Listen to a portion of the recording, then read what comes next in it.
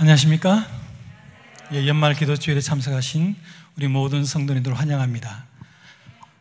연말 기도주일이 제 개인적으로는 1년의 모든 행사 중에서 가장 소중한 시간이었던 것 같고, 영적인 목사님의 말씀 가운데 1년을 회고하며 한 해를 마무리할 수 있고 또 새해를 준비할 수 있는 그런 소중한 시간이었는데, 뜬금없이 이 장로님들이 시간을 쓰라 그래서 당황스럽고 그렇습니다. 그리고 개인적으로는 이번 한 주 동안 제 회사에 큰 행사가 있어서 오늘이 이제 첫 킥오프 이제 행사가 있는데 그 모든 것을 뒤로 하고 이 자리에 왔는데, 왜냐하면은 순서를 바꿀까 혹은 취소를 할까 많은 고민을 하다가 오늘 준비된 말씀에 상충이 되더라고요.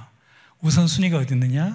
순종을 얘기할 건데 그래서 부득불 이렇게 월요일 첫 시간을 쓰게 되었습니다.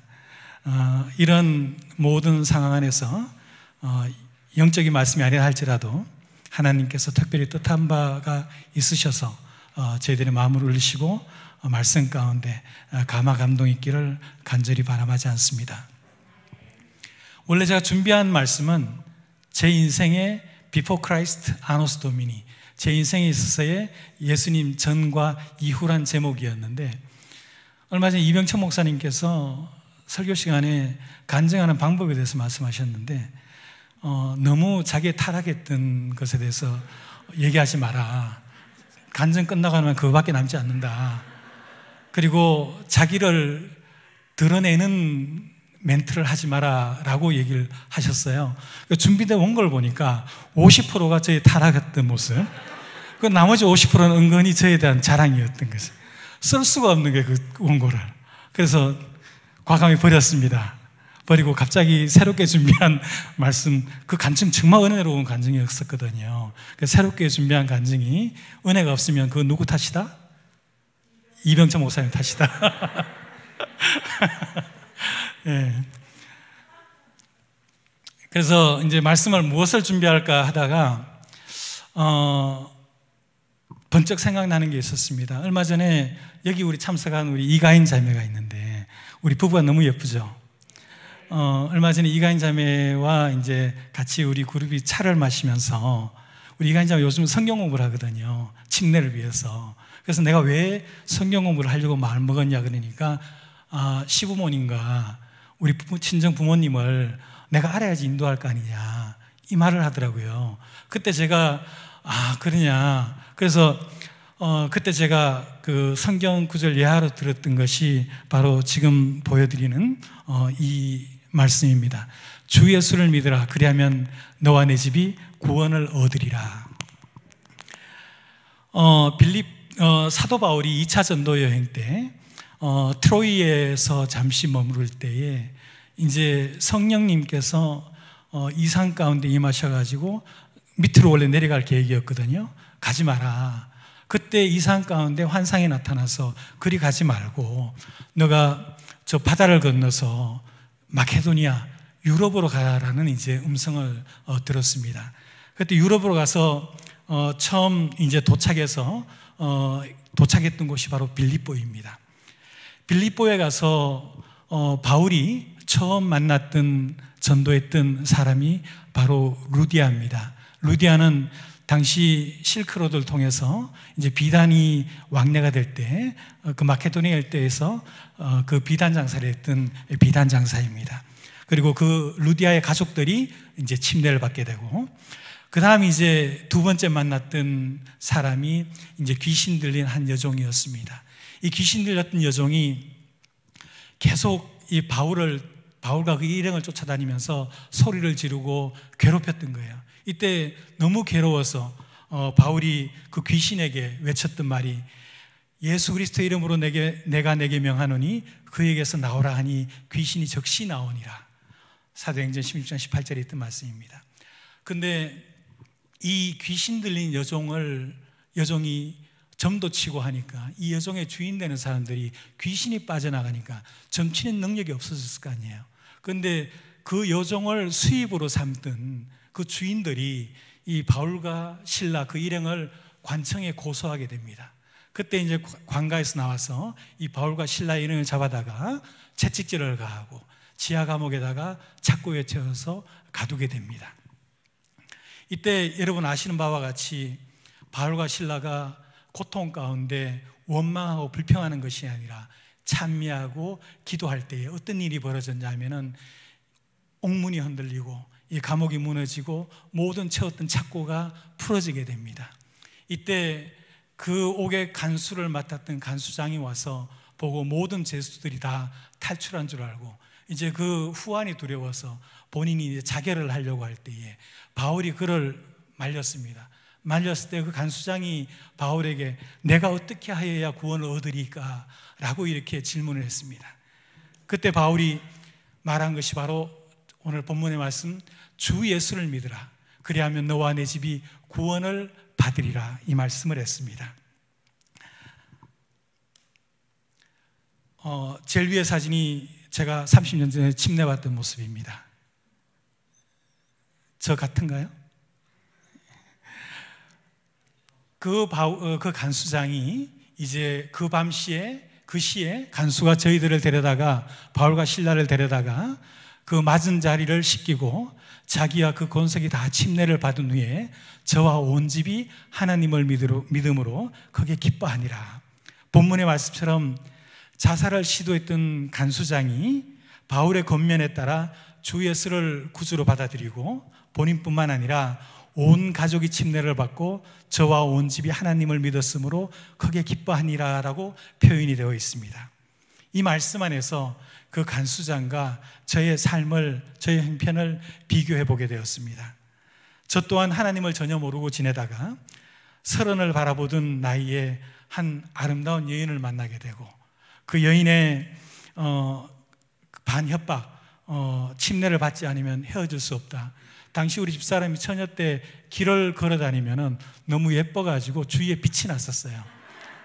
그런 여자가 헤어지겠다는데 침례탕에 제가 못 들어가겠습니까? 우리 이택준 형제가 바다 속 들어가지고 거기라도 들어가지 제가 못 들어가겠습니까? 제가 이런 농담하면 진담으로 받아들이는 사람이 있는데 너무 심각하게 받아들이지 마시기 바랍니다.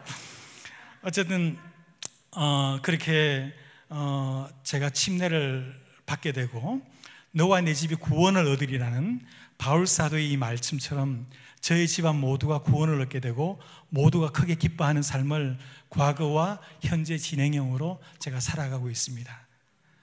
그 밑에 보이는 사진은 우리 애들 어릴 때 제 인생의 처음이자 마지막 안식일학교 기악 연주 특창입니다.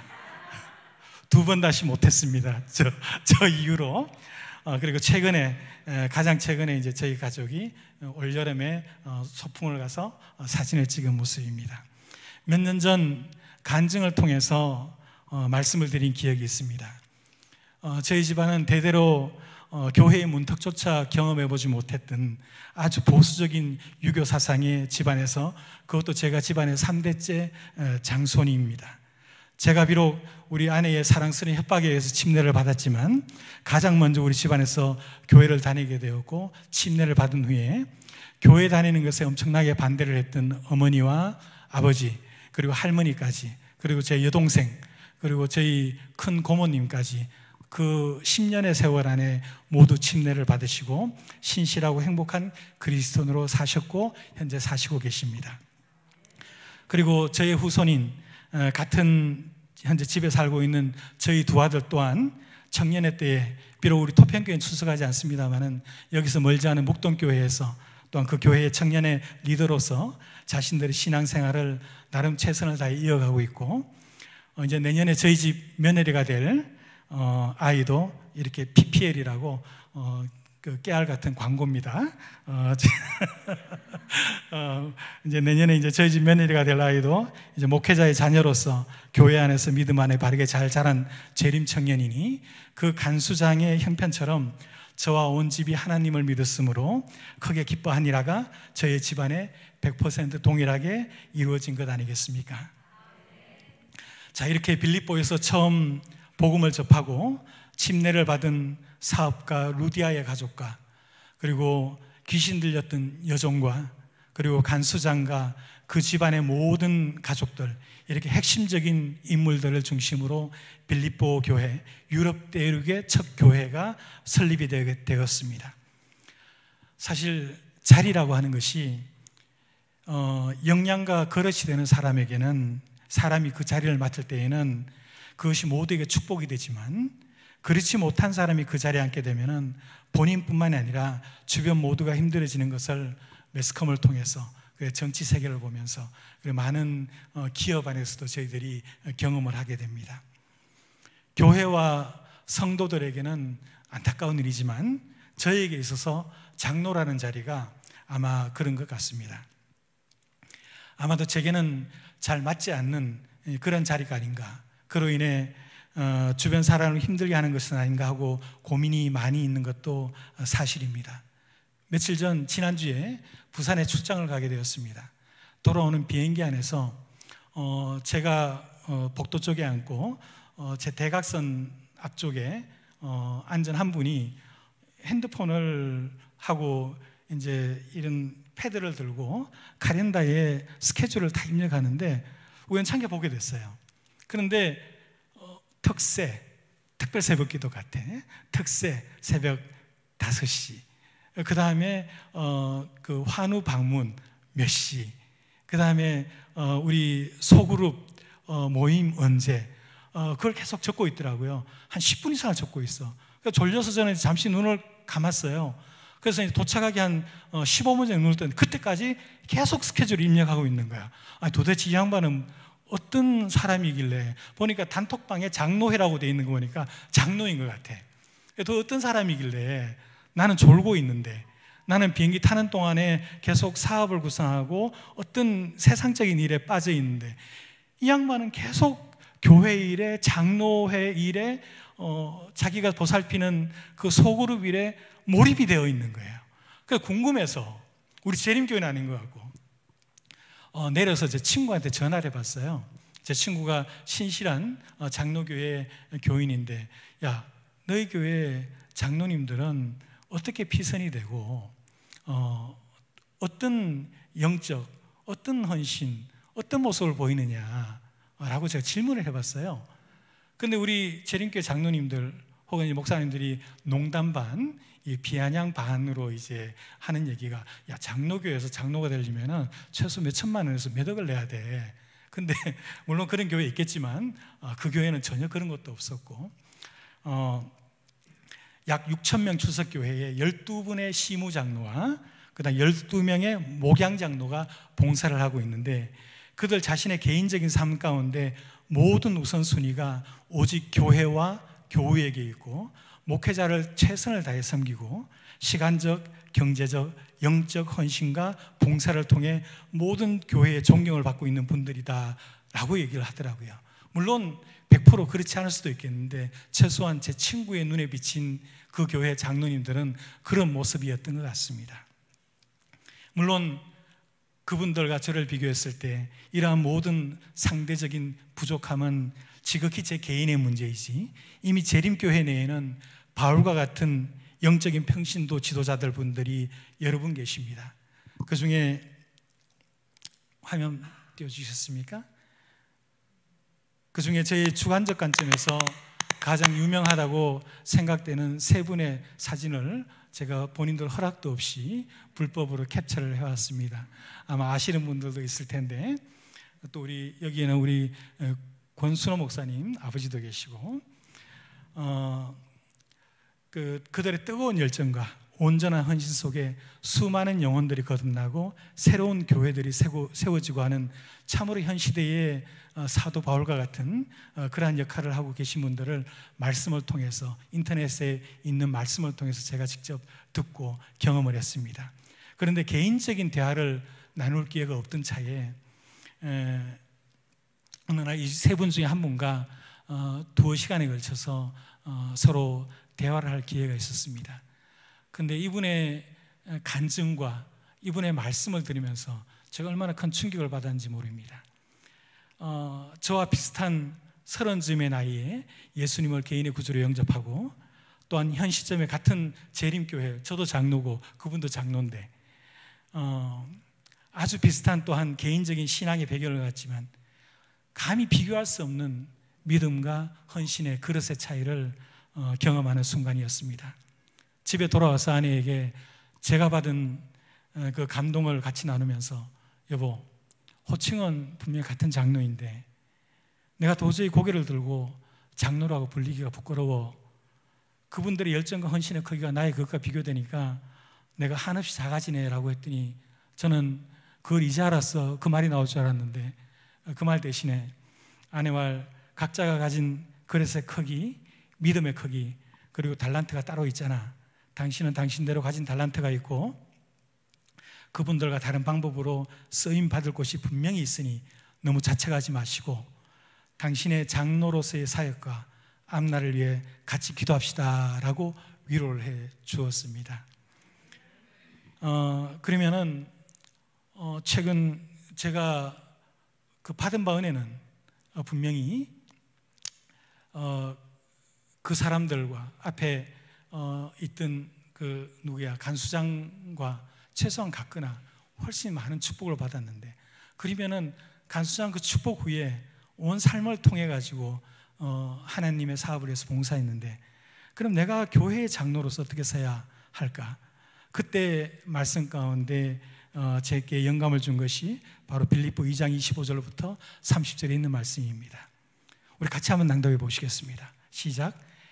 에바브로디도를 너희에게 보내는 것이 필요한 줄로 생각하노니 그는 나의 형제요 함께 수고하고 함께 군사된 자요 너희 사자로 나의 쓸 것을 돕는 자라.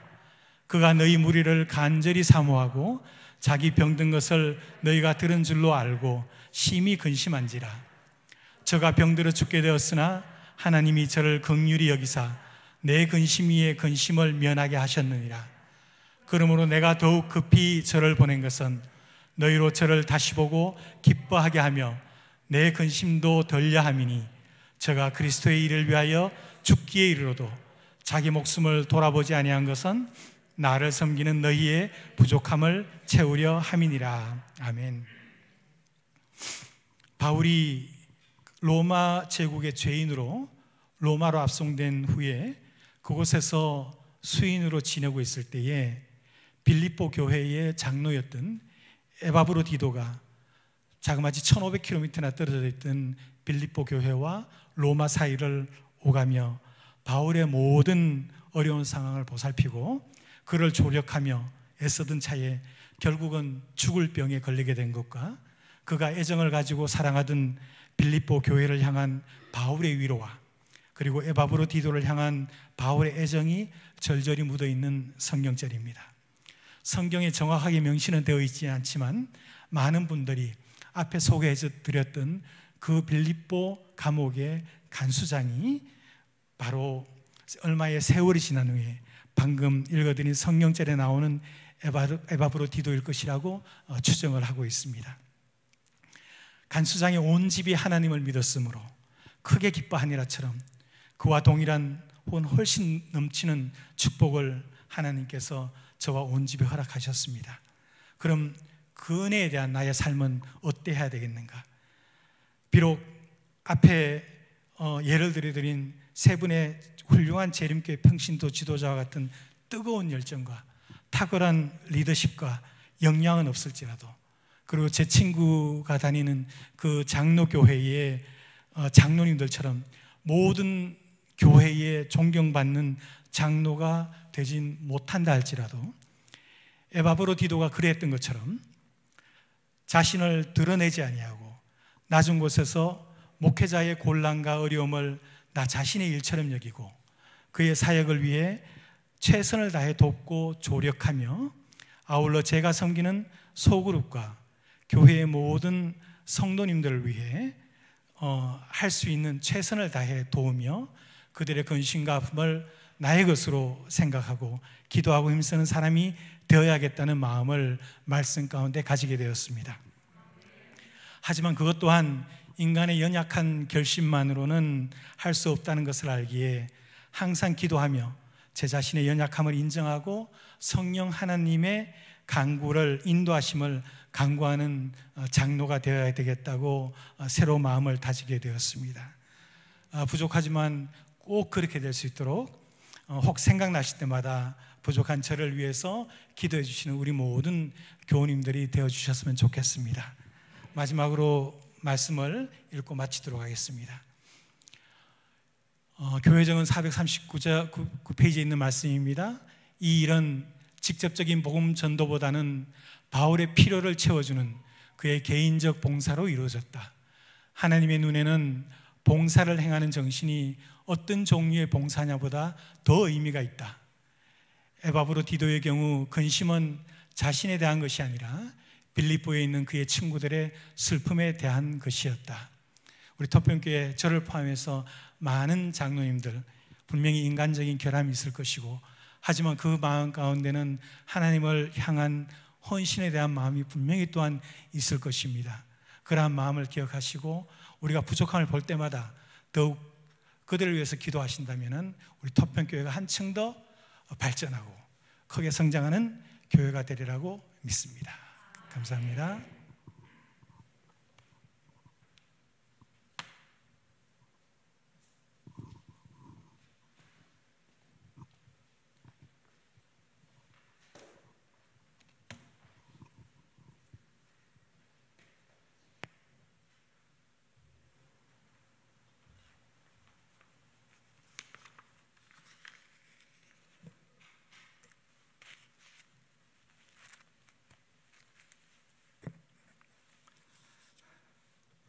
존경하는 장로님께서 너무 말씀을 잘해주시고 한 시간을 쓰셔도 넉넉하실 텐데 정말 감사를 드립니다.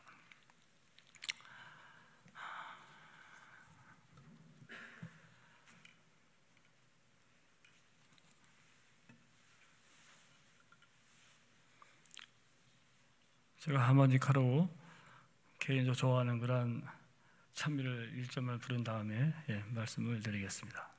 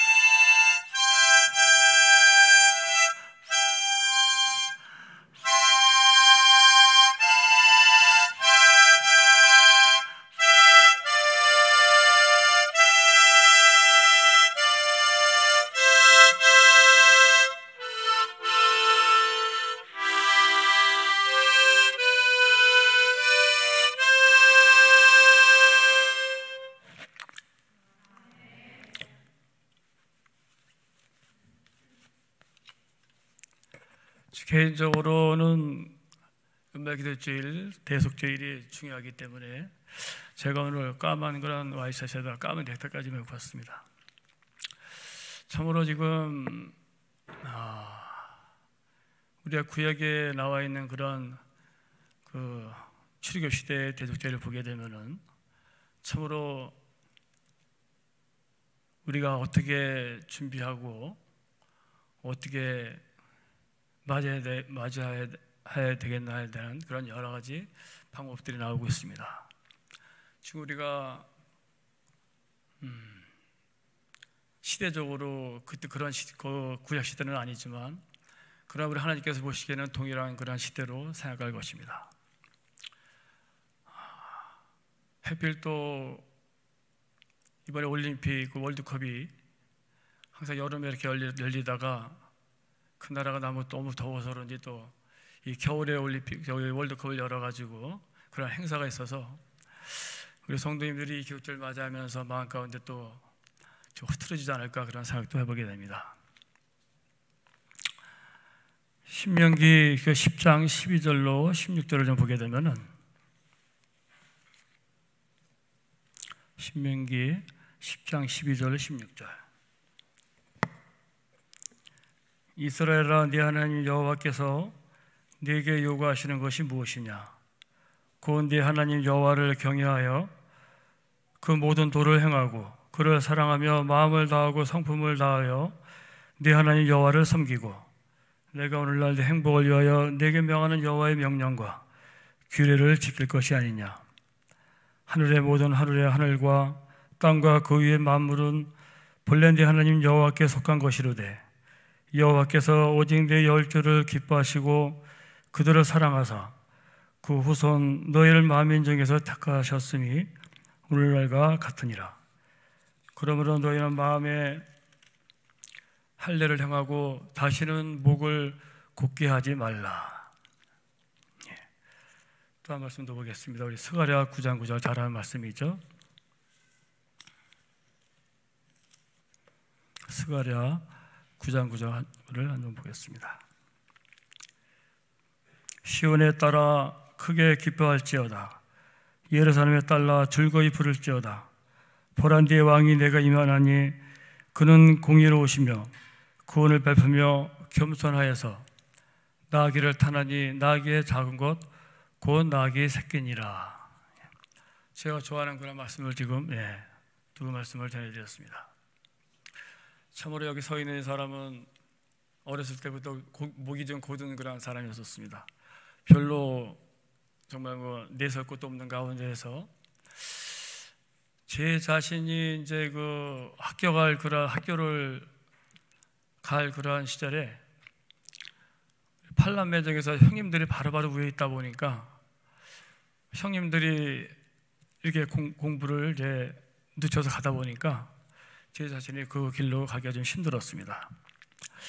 그래서 저 자신은 처음으로 이제 밝히는 거지만 아주 어렸을 때 이 사회를 나오게 되었습니다. 그래서 제가 16살에 처음으로 홍익대학교 앞에서 이제 사업을 시작하게 되었는데요. 그때부터니까 지금 나이를 보게 되면 한 48년 정도 이렇게 사회생활을 하게 된 것 같습니다. 지금까지 우리 저를 사랑하신다 하나님께서 인도하시는 길을 자세히 이렇게 가만히 보게 되면은 참으로 정말 너무나 한 번도 기도를 안 들어주시기 없으신 것 같고 다 이렇게 그때마다 인도하신 것 같습니다. 제가 교만할 때는 교만을 치기 위해서 해주셨고 또 여러 가지 또 기쁠 때는 또 함께 기뻐해 주셨고 이런 일들을 나의 하나님과의 관계가 지금까지 온 것 같습니다.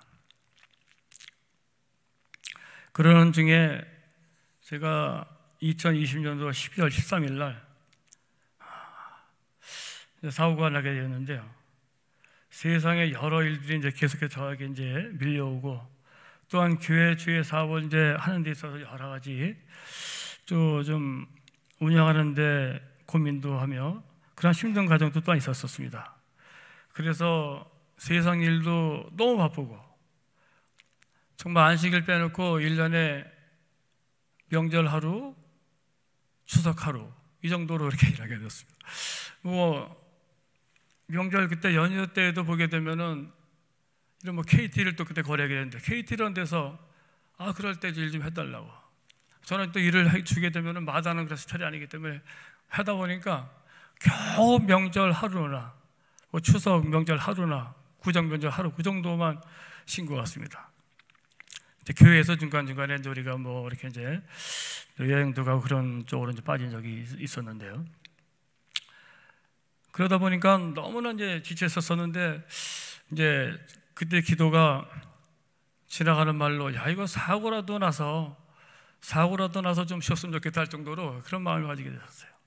근데 우리 주님께서 저하고 너무나 제 개인적으로 볼 때 너무나 가깝게 주님과의 관계가 가깝기 때문에 주님께서 그 기도를 응답해 주신 것 같아요. 그래서 이제 사고가 나게 됐습니다.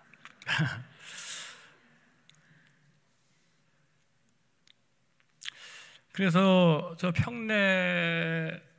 남양주시 평내 그 근처에서 이제 사고가 나게 되었는데 옆에 있던 형제는 좀 당황해가지고 이제 가만히 있었었고 제가 사고 나서 엎드린 가운데에서 전화를 해야 되는데 말이 안 나오는 거예요. 이제 가슴 쪽으로 갈비뼈가 많이 나갔기 때문에 말이 안 나오는 거예요. 뭔가 119는 만약에 119도 돌리지 못할 정도로 했었으면 제가 거기서 죽었을지도 모르겠습니다. 겨우 해가지고 119 돌려가지고 개미 목소리로 이렇게 했습니다. 어디 옆에 도로가 옆에 있으니까 오시라고. 그래가지고 한 10분 정도 되니까 이제 와가지고 저를 평내에 있는 병원에 이제 입원하게 되었는데, 거기서 있는 가운데에서도 이 갈비뼈 하나가 또 이 콩팥 쪽으로 이렇게 찔리고 있고 그래가지고, 하나는 또 등뼈 쪽으로 이렇게 좀 해고 있어가지고 굉장히 고통스러웠습니다. 그런 가운데서 우리 이제 교회 목사님들이 이렇게 오셔가지고, 작은 병원이기 때문에 그때 이제 코로나 시대에도 방문이 되셔가지고 오셔가지고, 여기 있으면 죽겠으니까 우리 이거 위생병 옮기자고. 근데 저는 이렇게 뉘어가지고 이렇게 가서 엑스레이 이런 거 찍고 그럴 때 뒤에 그 갈비뼈 그게 이렇게 등을 쪽으로 저거 됐는지 너무나 고통스러워가지고, 제가 참는 데는 정말 대단한 사람인데 너무 고통스러워가지고 안 가겠다 그러니까, 우리 제가 존경하는 우리 박명 목사님께서 장로님 여기 있으면 죽습니다, 가자고. 그래가지고 이제 또 순종하는 마음으로 이제 병원에 있는 김희창님 연락드려가지고 병원에 옮기게 되었습니다. 그곳에서 절대안정이라는 그런 편말을 가지고 정말 뭐 그대로 가만히 누워, 절대는 그대로 가만히 누워 있는 거거든요. 제일 고통스러웠던 게 그 1인 그런 간병이 아니고 한 분이 한 6번, 7번 맞는 그런 병원이었기, 저거였기 때문에, 병실이었기 때문에 이렇게 오셔가지고 식사를 대주시는데 완전히 180도 누운 상태에서 밥을 먹으려니까 또 그분도 그리고 빨리 먹이고 또 다른 분을 가고 그래야 되니까 막 또 먹이는 거예요. 한 숟갈 넘어가지도 않는데 참으로 고통스럽더라고요. 예, 그렇게 해서 시간이 흘러서 한 2달 정도 가까이 지나니까 서서히 좀 이제 일어나가지고 휠체어 타고 이제 화장실 가서 왔다 갔다 하기도 하고 이제 이렇게 했습니다. 그러는 가운데에서 옆에 보통 한 80, 70, 80 넘으신 그런 어르신들 6분이 계셨어요. 근데 여기는 이제 여자분들이 일절 못 들어오는데 다 남자들만 있었기 때문에, 어느 80대 되신 그 어르신의 그 사모님께서 이렇게 오셔가지고 뭐 이제 그 병원에 얘기를 해가지고 이제 간병을 하게 되었습니다. 그래서 그러는 가운데에서 이제 저하고도 대화를 나누게 되고, 제가 좋은 이야기도 해주고, 또 저한테 이렇게 뭐 물품 보내는 거 밑에서 올려다가 또 이제 사람 시켜서 올려다가 해가지고 드리고 그랬는데, 그런 가운데서 제가 조금씩 움직이면서 어떻게 2분을 접촉하게 되었습니다. 그래서 그 2분이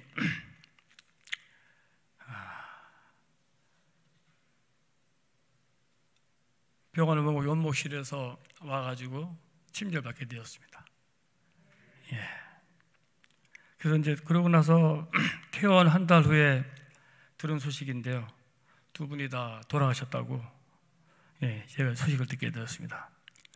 어떻게 보게 되면 또 그 일을 통해서, 저의 그런 고통을 통해서 그분들의 구원을 위하여 저를 사용하신 것 같습니다. 하나님께서 너무나 감사를 드립니다.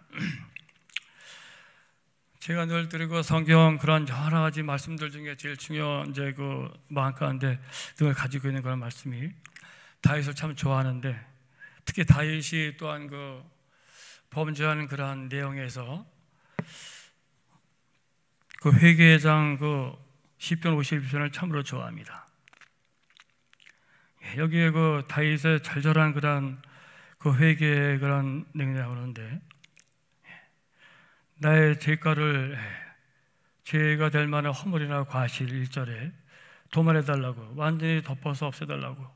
근데 그 우리 잘 아는 대로 바세바를 채우고 그 후에 바세바 채우고 끝난 것이 아니고, 물론 거기서 끝났으면 참으로 좋았는데, 그 정말 남편, 군에서 열심히 일하는 그런 남편 그 장군까지 데려다가 죽이는 그런 모습을 보지 않습니까?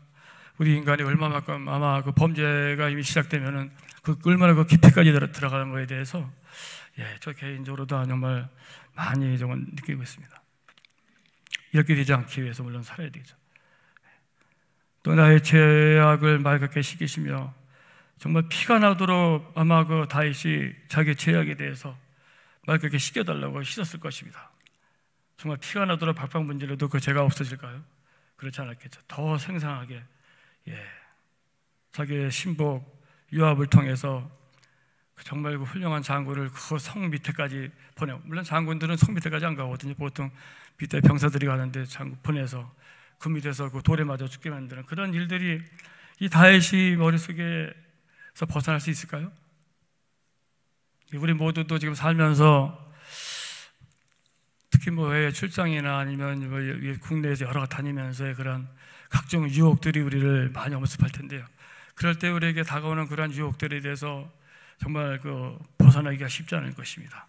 정말 우리가 다윗의 이런 범죄의 회개를 통해서 우리가 그런 범죄가 가까웠었을 때 우리는 물리칠 수 있는 우리 모두가 있으면 참으로 좋겠습니다.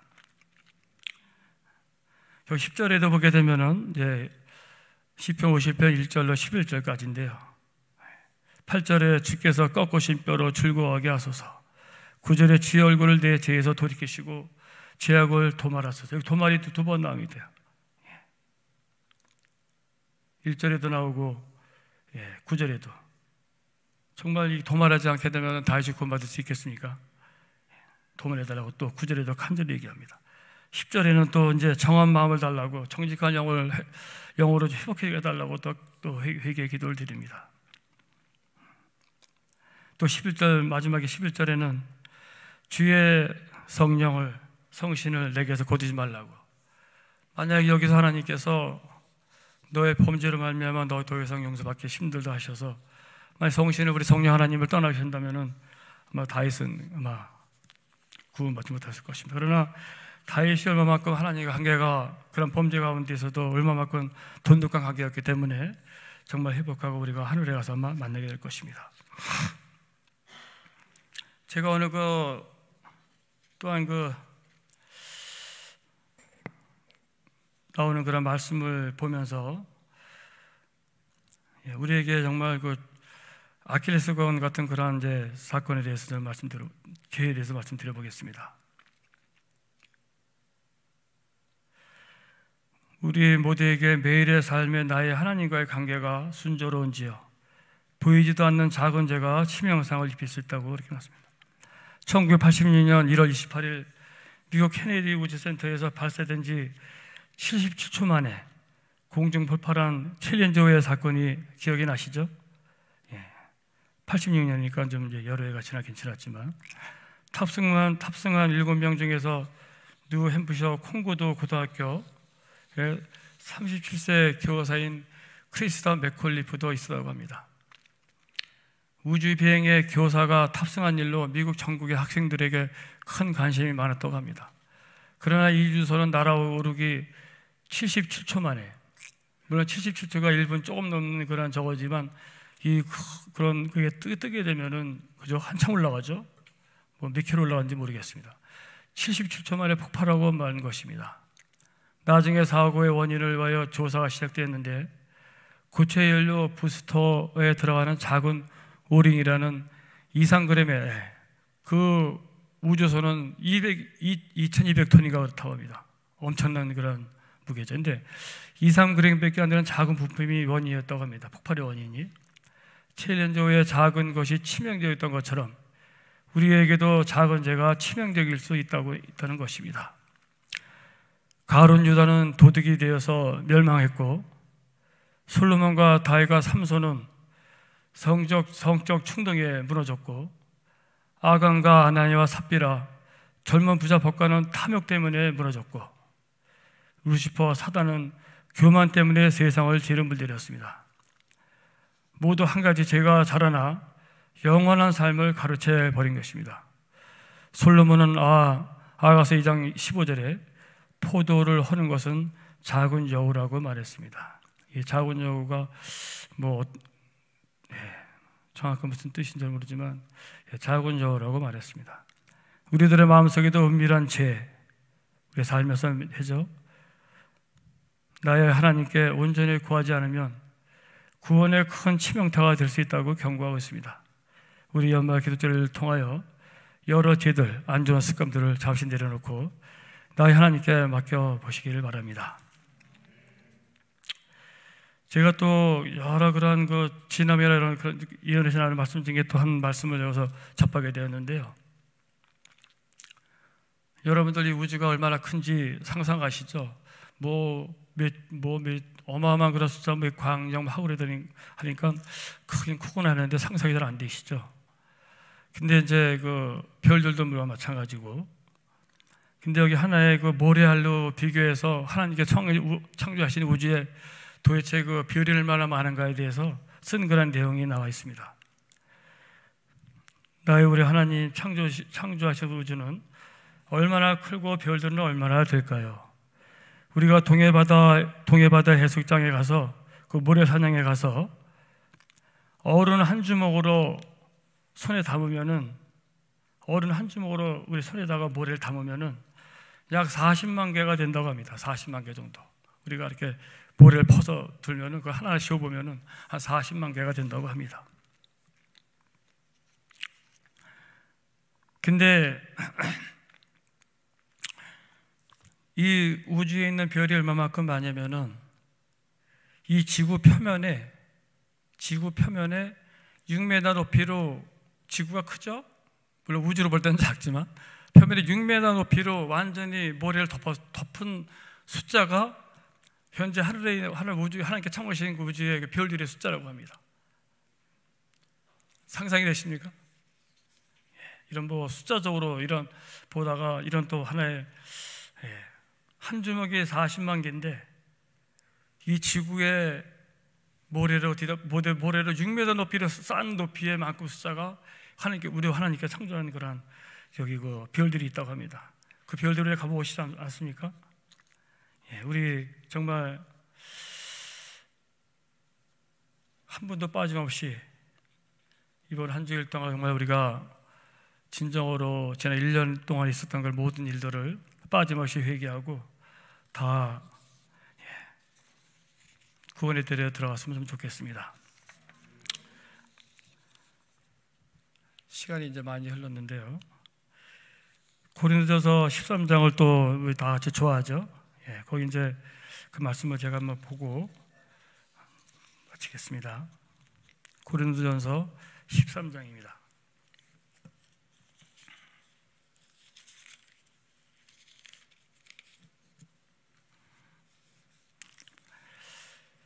잘 아는 내용이지만 우리에게 항상 그런 마음에 신금을 울리는 그런 말씀이기 때문에 읽어드리겠습니다.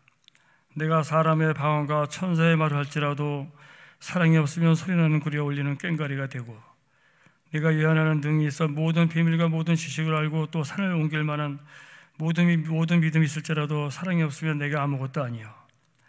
내가 내게 있는 모든 것으로 구제하고 또 뇌물 불사르게 되어질지라도 사랑이 없으면 내게 아무 유익이 없느니라. 사랑은 오래 참고 사랑은 온유하며 투기하는 자가 되지 아니하며 사랑은 자랑하지 아니하며 교만하지 아니하며 무례히 행치 아니하며 자기의 유익을 구치 아니하며 성내지 아니하며 악한 것을 생각지 아니하며 불의를 기뻐하지 아니하며 진리와 함께 기뻐하고 모든 것을 참으며 모든 것을 믿으며 모든 것을 바라며 모든 것을 견디느니라. 사랑은 언제까지인지 떨어지지 아니하나 예언도 패하고 방언도 그치고 지식도 패하니라. 우리가 부분적으로 알고 부분적으로 예언하니 온전한 것이 올 때에는 부분적으로 하던 것이 패하니라. 내가 어렸을 때에는 말하는 것이 어린아이 같고 깨닫는 것이 어린아이 같고 생각하는 것이 어린아이 같다가 장성한 사람이 되어서는 어린아이의 일을 버렸노라. 우리가 이제는 거울로 보는 것 같이 희미하나 그때는 우리 나의 하나님을 얼굴과 얼굴을 대하볼 것이요. 이제는 내가 부분적으로 아나 그때는 주께서 나를 아신 것 같이 내가 온전히 알리라. 그런 점 믿음, 소망, 사랑 이 세 가지는 항상 있을 것인데 그 중에 제일은 사랑이라. 그래서 저 방송을 통해서 그 사랑의 성가를 좀 이렇게 들려드리고 싶었는데 제가 하모니 리코더 1절만 불러드리고 제가 마치겠습니다.